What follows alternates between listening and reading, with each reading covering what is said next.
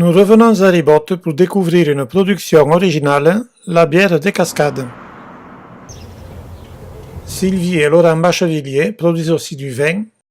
Tout est en agriculture biologique. Les houblons, je les ai au potager, donc j'ai une trentaine de pieds, 17 variétés différentes.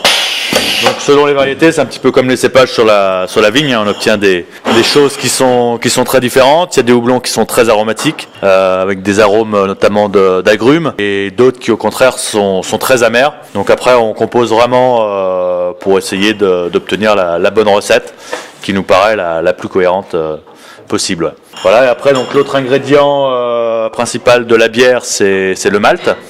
Donc le malt, c'est la céréale qui est germée et plus ou moins torréfiée. Donc sur la blanche, on va être sur du malt de blé, de froment pour être plus précis. Sur les autres bières, on est sur de l'orge. Et en fait, selon la torréfaction de la céréale, on va obtenir les différentes couleurs. Donc blonde sur des choses qui sont peu torréfiées, rouge sur des maltes qui sont déjà un petit peu rouges. Et la brune, on est vraiment sur du malt qui est noir, qui est très très torréfié. Et voilà, le malt, je l'achète, donc j'ai deux sources d'approvisionnement. J'ai une petite malterie qui s'est montée près d'Albi, près de Gaillac, malterie du Vieux Silo. Et sinon, après, on complète sur des maltes en Belgique. Quand on reçoit les céréales, donc après, on brasse. Donc le brassage, c'est le fait d'extraire la céréale. Donc en fait, on mélange la céréale avec de l'eau. On chauffe à certains paliers de température. Voilà, pour vraiment extraire le sucre en fait de la céréale. Le houblon, on le met soit à ce moment-là, soit après à froid, ce qu'on appelle des houblonnages à froid. Et ensuite, on met cette solution à fermenter. Donc la fermentation, selon la saison, va durer entre une semaine à un mois. Ensuite, on laisse décanter quelques jours, simplement par sédimentation. Ensuite, on va mettre en bouteille. Donc au moment de la mise en bouteille, on rajoute un tout petit peu de sucre. Et en fait, ce sucre va refermenter dans la bouteille et c'est ce qui donnera le gaz naturel de la bière. Ce matin, on a rempli la cuve de bière. Donc, on l'a mis sur le gerbord pour la monter à l'étage pour qu'elle puisse couler par gravité dans la tireuse. Voilà, donc probablement, on a mis les étiquettes donc sur les bouteilles. On rince les bouteilles parce qu'il faut être très sensible sur l'hygiène, sur la bière. On est à peu près 10 fois plus sensible sur les contaminations que sur le vin. Donc à toutes les étapes, on est vraiment très sensible à l'hygiène. Je ferme la bouteille à l'aide d'une capsuleuse pneumatique. Voilà, et ensuite on met en carton. Et ensuite on met les cartons au chaud pendant au moins 5 jours pour qu'il y ait la seconde fermentation qui se déroule bien pour que le sucre qu'on vient de rajouter se transforme en gaz pour la bière. Voilà, donc au niveau de la commercialisation, donc on en vend déjà une petite partie au caveau sur place. Et puis ensuite on fait quelques salons. Alors sur la bière on reste principalement en local. Hein. Et après on a quelques petites buvettes qui nous distribuent, donc notamment la petite buvette d'Aurillac ou la petite cabane à Méronne. Après j'ai quelques boutiques de terroir qui nous distribuent aussi sur tout le département. Hein. L'idée sur la bière, c'est quand même vraiment de rester en local. Justement, ce jour, des visiteurs sont de passage. On a lu qu'il y avait un vignoble biologique ici, alors on est passé. C'est en ligne. D'accord. Mais si vous cherchez en ligne... Ouais, d'accord. Ces touristes viennent de Mexico, Bogota. Ils sont passionnés d'agriculture biologique. Laurent a évoqué la petite boutique d'Aurillac. Justement, Marie, qui gère cette boutique, est de passage ce matin pour s'approvisionner en bière de cascade.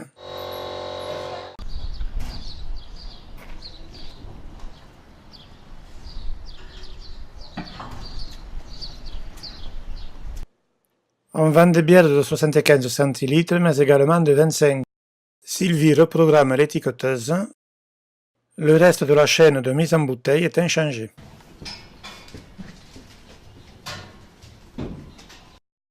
Récapitulons. Étiquetage, rinçage, remplissage, fermeture des bouteilles et mise en carton clôture la chaîne de l'embouteillage. Revenons au commencement et allons au jardin pour en savoir un peu plus sur le houblon. Il faut d'abord passer le pont et descendre au pesquier. La nature a été généreuse à Ribot, l'eau ne manque pas pour arroser les jardins.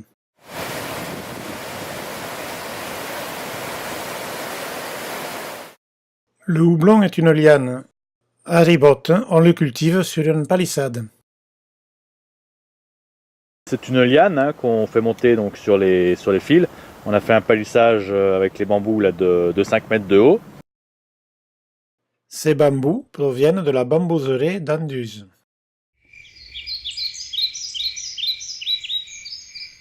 Nous voilà dans notre houblonnière, donc on l'a plantée en 2013.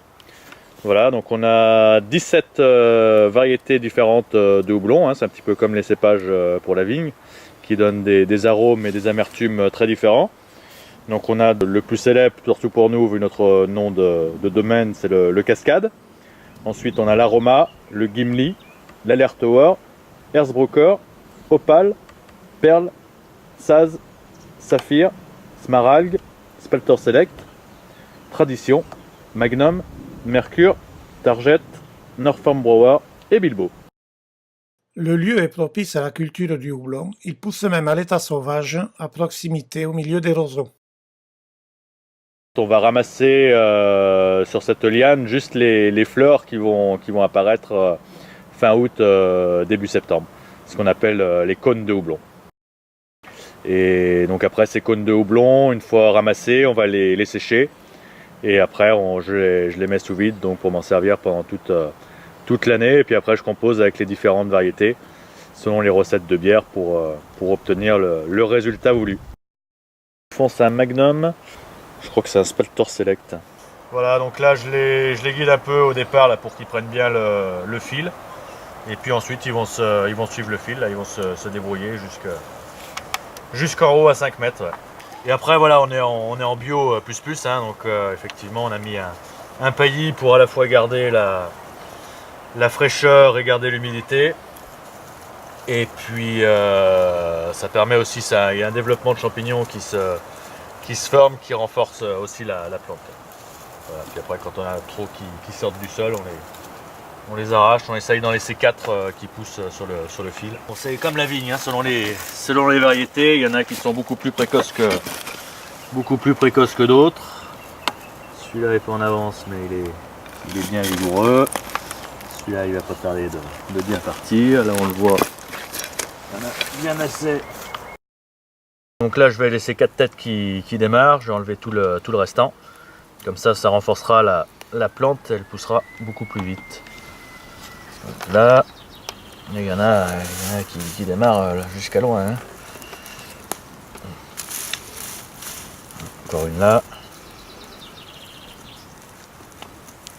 Voilà. Allez, pour celui-là, c'est bon.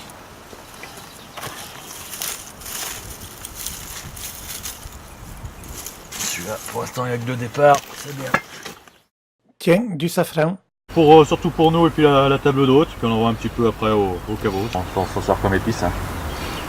Donc les fleurs se ramassent entre octobre et novembre. Ouais. Voilà, donc la fleur ne dure qu'une journée, donc il faut être là à peu près vers 10h du matin. Et après ramasser tous les petits stigmates qui sont dans la fleur. Donc on a mis quelques fleurs au milieu pour la biodiversité, donc on a un petit peu de bourrage qui est très mellifère, des soucis.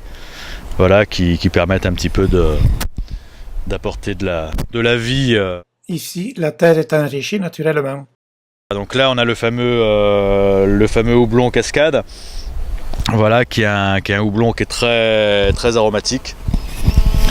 Voilà, et puis c'est vrai que pour nous, en plus, il nous correspond bien vu le nom du domaine.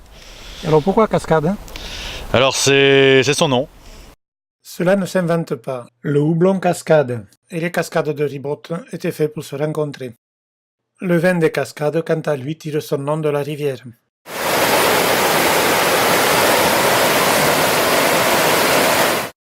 Laurent faisait de la bière pour sa propre consommation.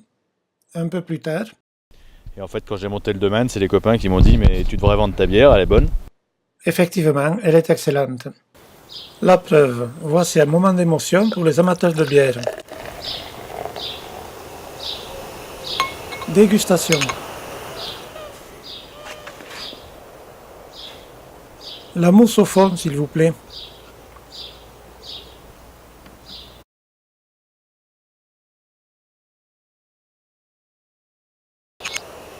Rassurez-vous, on ne jette rien.